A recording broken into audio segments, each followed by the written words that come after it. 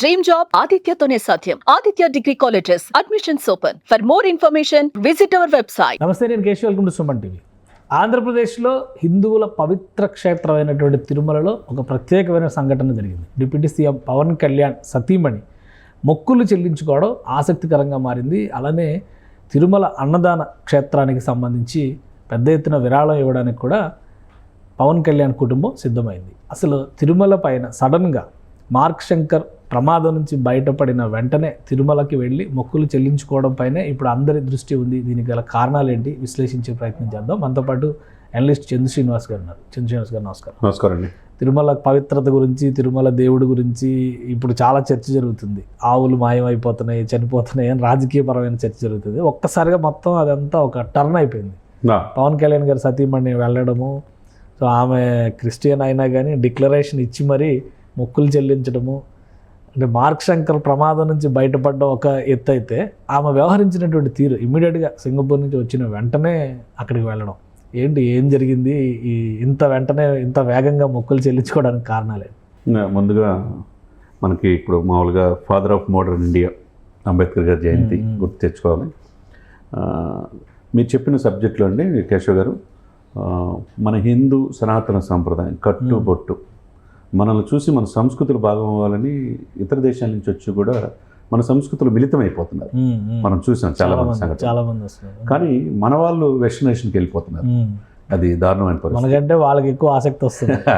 వాళ్ళ ఆసక్తి కాకుండా అండి, ఇప్పుడు పవన్ కళ్యాణ్ గారి జీవితంలో అన్నా లెజినోవా సెయింట్ పీటర్స్బర్గ్ నుంచి రష్యా నుంచి వచ్చిన అమ్మాయి ప్రవేశించిన తర్వాత అన్నీ కూడా భర్త అడుగుజాడలో నడుస్తుంది.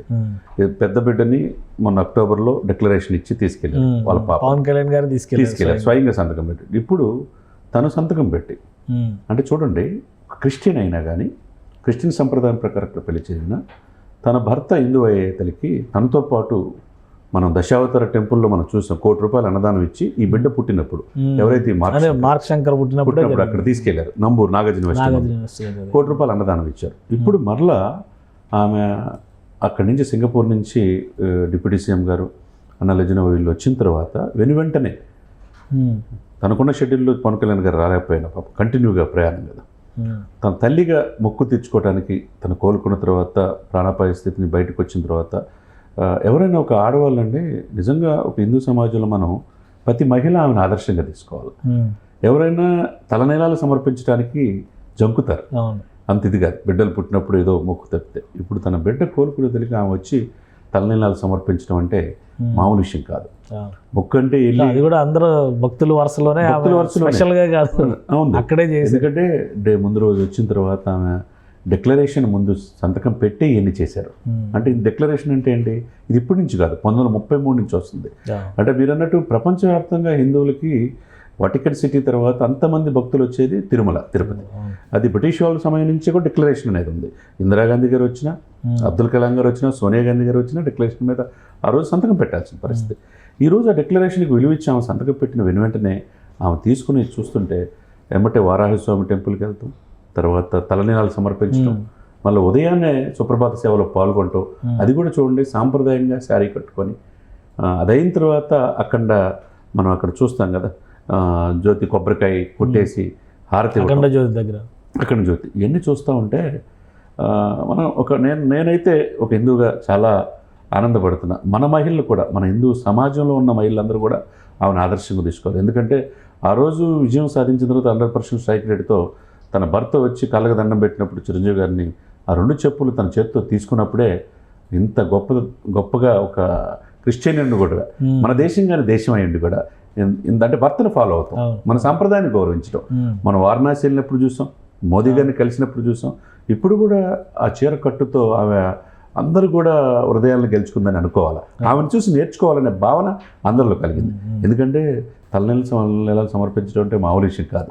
ఆ తర్వాత వెంటనే ఇప్పుడు అన్నదాన ట్రస్ట్ కూడా ఏదో విరాళం ఇవ్వడానికి ఇప్పుడు మరి కాసేపట్లో ఆమె స్వయంగా వెళ్ళి తన బిడ్డ కోలుకున్న ఇదికి గుర్తుగా ఈరోజు అన్నదానం ఒక రోజు అయితే అండి 1,00,000 మంది పైన చేసినా కానీ వాళ్ళకి అయ్యే ఖర్చు 43,65,000 అవుతుందండి ప్రతి రోజుకి. మనం మొన్న చూసాం లోకేష్ గారు దేవాంశ్ పుట్టినరోజుకి ఆ రోజు అట్లా ఇచ్చారు ₹45 లక్షలు. ఈరోజు సేమ్ అట్లనే ఈరోజు అన్నదానం మొత్తం కూడా ఆమె అక్కడికి వెళ్ళి తిరుమల తిరుపతి దేవస్థానానికి అది పే చేస్తున్నట్టుగా తెలుస్తుంది. చేయటమే కాకుండా స్వయంగా వడ్డించి ఆ అన్న ప్రసాదాలు స్వీకరించి రేణిగుంట విమానాశ్రయం ద్వారా ఈవినింగ్ కల్లా మళ్ళీ హైదరాబాద్ వచ్చే అవకాశం స్పష్టంగా కనపడుతుంది అనమాట.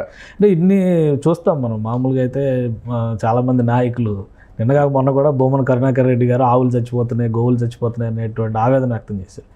5 ఏళ్లలో ఎప్పుడు కూడా వైవి సుబ్బారెడ్డి గారి టైంలో కానీ జగన్మోహన్ రెడ్డి గారు కానీ ఆయన కుటుంబం ఎవరు కూడా విరాళాలు ఇచ్చిన పరిస్థితి లేదు.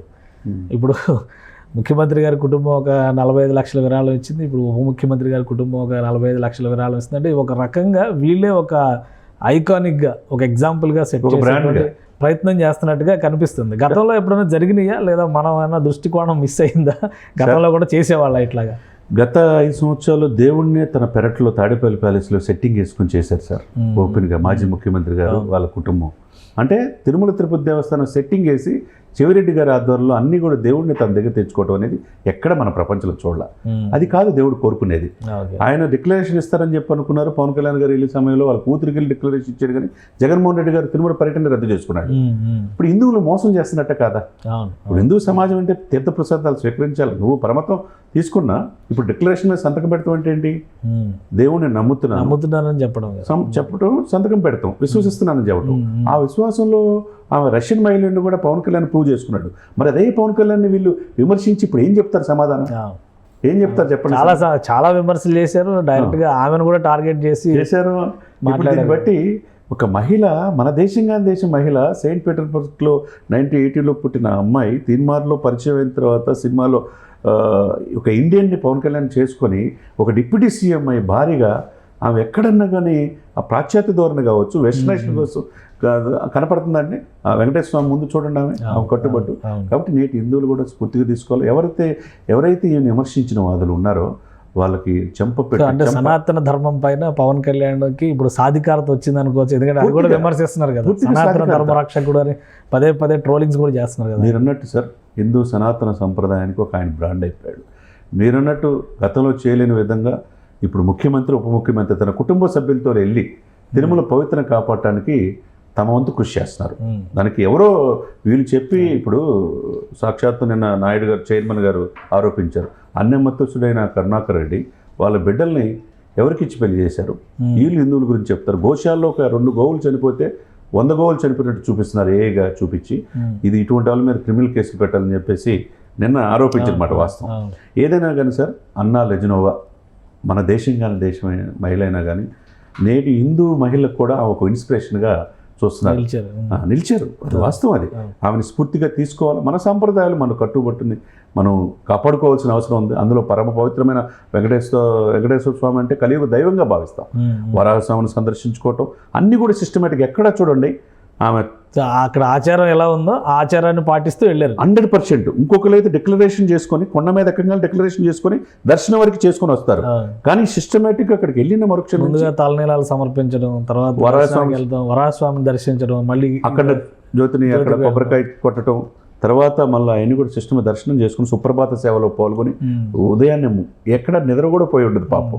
పొద్దున్నే 3 తెల్లారుజామున 3 సుప్రభాత సేవలో పాల్గొని ఇప్పుడు కాసేపట్లో అన్నదానంలో పాల్గొనడం అంటే నిజంగా హ్యాట్సాప్ చెప్పాలా డిప్యూటీ సీఎం గారు. సనాతన సాంప్రదాయానికి పవన్ కళ్యాణే కాకుండా పవన్ కళ్యాణ్ గారి భార్య కూడా, ఆయన కుటుంబం మొత్తం ఒక ఇదిగా మనం స్ఫూర్తివంతమైన కుటుంబంగా మనం చూడాలి. Right. Thank you Jan Srinivas గారు. ఇది తిరుమలలో జరుగుతున్నటువంటి కార్యక్రమాలకు సంబంధించి ఆచారాలని, ఆనవాయితీలని పాటిస్తూ డిప్యూటీ సీఎం సతీమణి అన్నా లెజినోవా పూర్తి స్థాయిలో దేవుడిపైన విశ్వసనీయతని ప్రకటించే విధంగా వ్యవహరించారు. అలానే సనాతన ధర్మం విషయంలో పవన్ కళ్యాణ్ ఏదైతే చెబుతున్నారో ఆయన కుటుంబం మొత్తం అది ఆచరిస్తుందని మరోసారి స్పష్టం చేసినట్లయిందని చెప్పని చంద్ర శ్రీనివాస్ గారు విశ్లేషిస్తున్నారు. ఇది special discussion. Keep watching. Suman టీవీలో మీ పర్సనల్ అండ్ బిజినెస్ ప్రమోషన్స్ కోసం కింది నెంబర్కి కాంటాక్ట్ చేయండి.